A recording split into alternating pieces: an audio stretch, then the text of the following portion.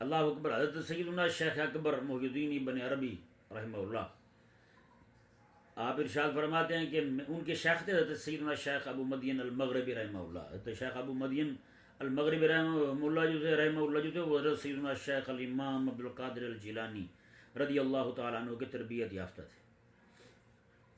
تو فرماتے ہیں کہ ان کے تربیت یافتہ، ان کے فیض یافتہ، ان کے حدیث میں شاگرد تھے۔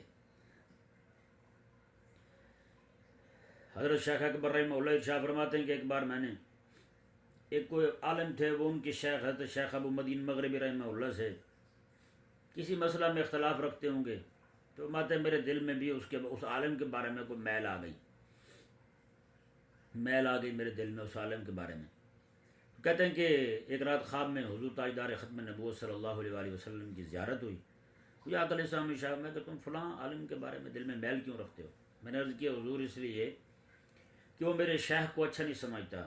میرے لجپال کریم آقا صلی اللہ علیہ وسلم نے ارشاد فرمایا کیا وہ مجھے اچھا سمجھتا ہے؟ میں نے کہا حضور آپ کا تو عاشق ہے، آپ کا تو غلام ہے۔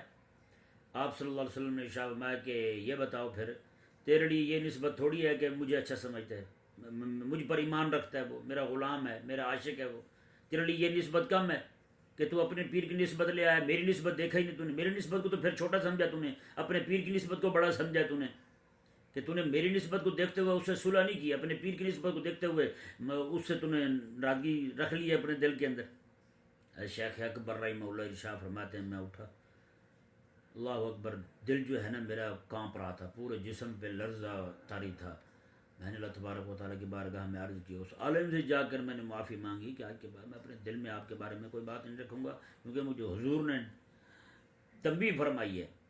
تو خدا کے بندو، میں عامت الناس کو عرض کر رہا ہوں، آپ ان پیروں کے پیچھے لگ کے، 2 نمبر پیروں کے پیچھے لگ کے، آپ ان مجاوروں کے پیچھے لگ کے علماء کے خلاف زبان تان دراز کیوں کرتے ہیں؟ چلو اگر آپ کا پیر بھی عالم ہے، وہ دوسرا بھی عالم ہے، وہ عالم سے اختلاف کرے، عالم کے خلاف کوئی بات بھی کر دے تو ممکن ہے ان کے علم کی برکت سے اللہ تعالیٰ بخش فرما دے تیرے پاس ہے کیا جو تو ان کا مخالف بن رہا ہے، تو ان کی مخالفت کر کے اپنے لیے جہنم خرید رہا ہے۔ تو خدا کے لیے اس جو لڑائی ہے نا گدی کی، آپ اس میں نہ آئیں، جو اپنی آخرت خراب کرنا چاہتا ہے اسے کرنے دیں، آپ کم از کم باز آ جائیں۔ اللہ تبارک و تعالی ہم سب کو ان گدی کی لڑائیوں سے بچنے کی توفیق عطا فرمائے۔